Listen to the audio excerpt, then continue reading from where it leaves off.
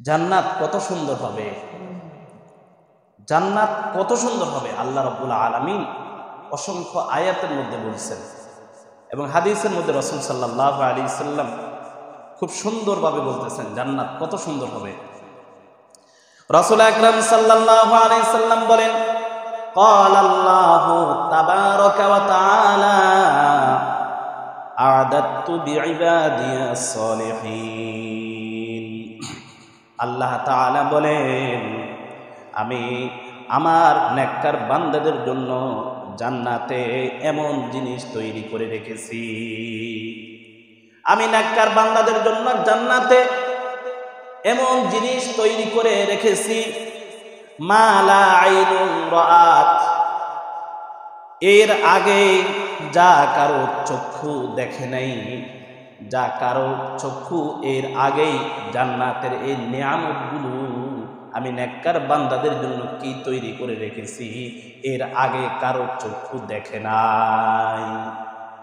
রব্বুল আলামিন বলেন, ওয়ালা উযুনুন সামিআত, এবং কোনো কর্ণ কোনো কান শুনেনি কি জিনিস আমি তৈরি করে রেখেছি।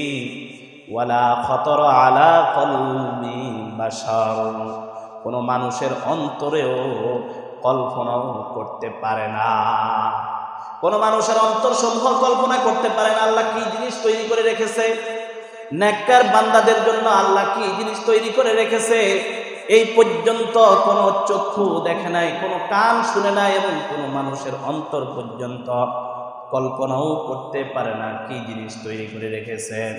এরপরে রব্বুল আলামিন বলেন, ওয়াকরারু ইন শি'তুম ফালা তা'লামু নাফসুম মা উখফিয়া লাহুম মিন কুররাতি আ'য়ুন, অতঃপর কোনো ব্যক্তি জানে না তাদের জন্য চোখ জুড়ানো কি জিনিস লুকিয়ে রাখা হয়েছে, তারা করতো তারা বিনিময় স্বরূপ। ও মুসলমান আল্লাহর গোলাম, কোনো মানুষ কল্পনা করতেই পারে না জান্নাতের মধ্যে কি জিনিস তৈরি করে রেখেছে, এর আগে কখনো কল্পনা করতে পারে নাই। কি জিনিস তৈরি করে রেখেছে কখনো হাদিস কোরআন দিয়ে বর্তমান প্রেক্ষাপটে বর্তমান পরিস্থিতিতে এবং এক্সাম্পল দিয়ে উদাহরণ দিয়ে বোঝানো সম্ভব নয়। আল্লাহ রাব্বুল আলামিন জান্নাতি ব্যক্তিদের জন্য কি তৈরি করে রেখেছেন সেটা বোঝানো সম্ভব নয়, কল্পনা করাও সম্ভব নয় এবং চোখে দেখাও সম্ভব নয়। তাহলে এই পুরস্কারগুলো শুধুমাত্র জান্নাতি ব্যক্তিদের জন্য রেখে দেওয়া হয়েছে। তাহলে জান্নাতীরা সেই দিন কত আনন্দময়, কত খুশি হবে। দুনিয়ার স্ত্রী সেই দিন জান্নাতি হুরদের সর্দার হবে।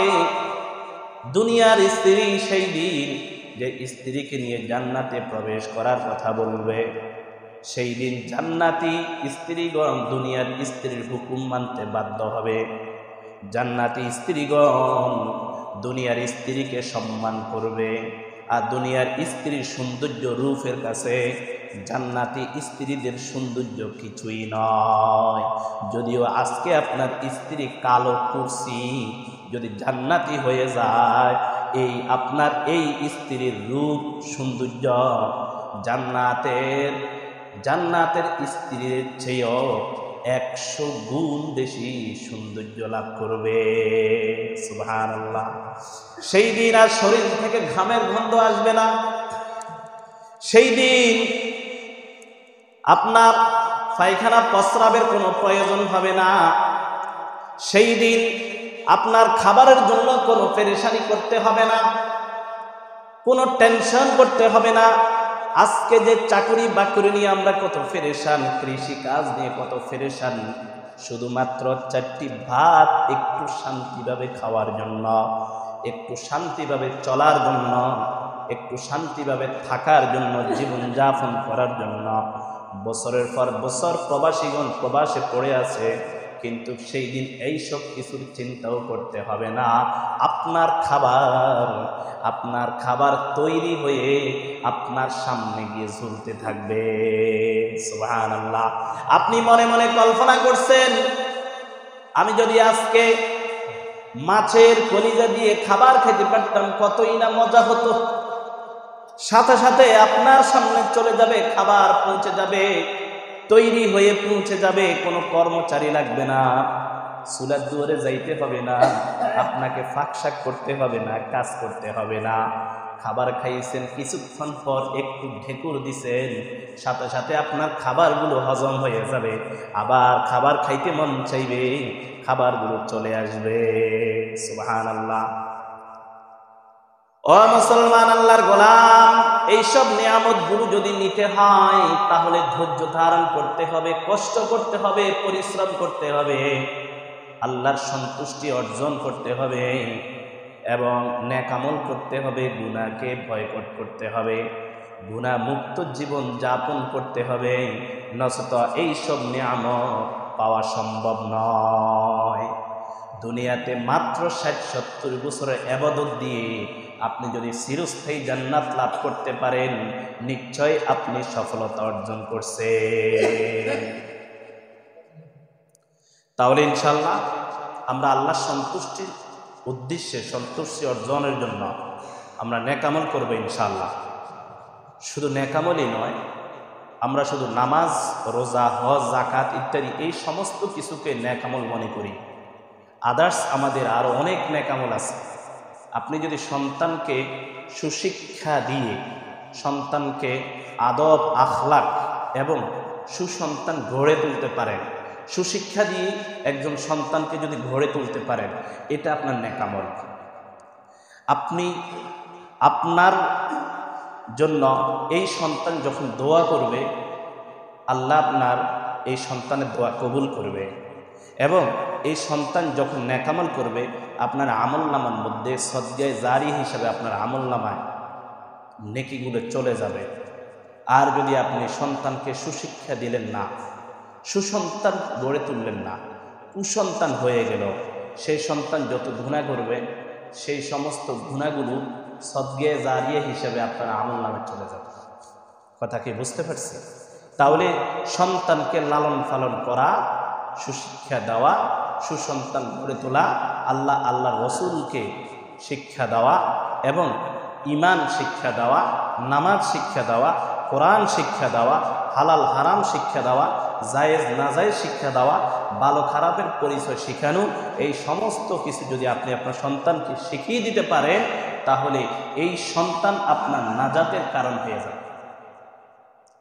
আর যদি আপনার সন্তানকে আপনি সুশিক্ষা দিতে না পারেন, সুসন্তান গড়ে তুলতে না পারেন, হালাল হারাম শিক্ষা দিতে না পারেন, জায়েজ নাজায়েজ শিক্ষা দিতে না পারেন, ভালো মন্দ শিক্ষা দিতে না পারেন, সুদ ঘুষ ইত্যাদি ভালো মন্দ যদি শিক্ষা দিতে, পার্থক্য করা শিখাতে না পারেন, নামাজ রোজা শিখাতে না পারেন, ইসলাম শিখাতে না পারেন, ঈমানের রুকনগুলো শিখাতে না পারেন, তাকে ধর্মীয় জ্ঞান যদি দিতে না পারেন, তাহলে কিয়ামতের ময়দানে মনে রাখবেন, এই সন্তান আপনি এই সন্তানের জন্য জাহান্নামের যাত্রী হয়ে যাবে। নাউজুবিল্লাহ। তাহলে এটাও ইবাদত। শুধু ইবাদত, নামাজ পড়লেই ইবাদত, নামাজ পড়লেই আমল, নামাজ পড়লেই আল্লাহকে রাজি খুশি করা যাবে এমন। দুনিয়াতে আপনি সকল কাজ, মুমিনের প্রত্যেকটি কাজ ইবাদত। আপনি কৃষি কাজ করতেছেন, সেখানে যদি আপনার ঈমান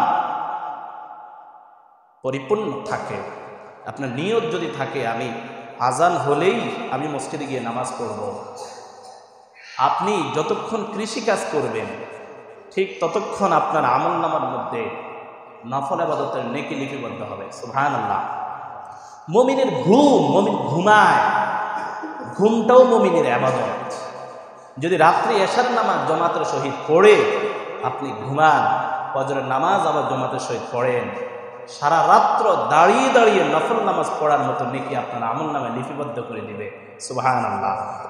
তাহলে মুমিনের ঘুমটাও ইবাদত। মুমিন খাবার খাচ্ছে, খাবারটাও মুমিনের ইবাদত। সুন্নত তরিকায় বিসমিল্লাহ পড়ে ডান দিক থেকে খাবার শুরু করবেন, প্রতি একটা লোকমা আপনার জন্য সদকা হিসাবে আল্লাহ কবুল করবে। সুবহানাল্লাহ। তাহলে মুমিনের প্রত্যেকটি কাজে ইবাদত যদি আপনি সিস্টেম মতো করতে পারেন।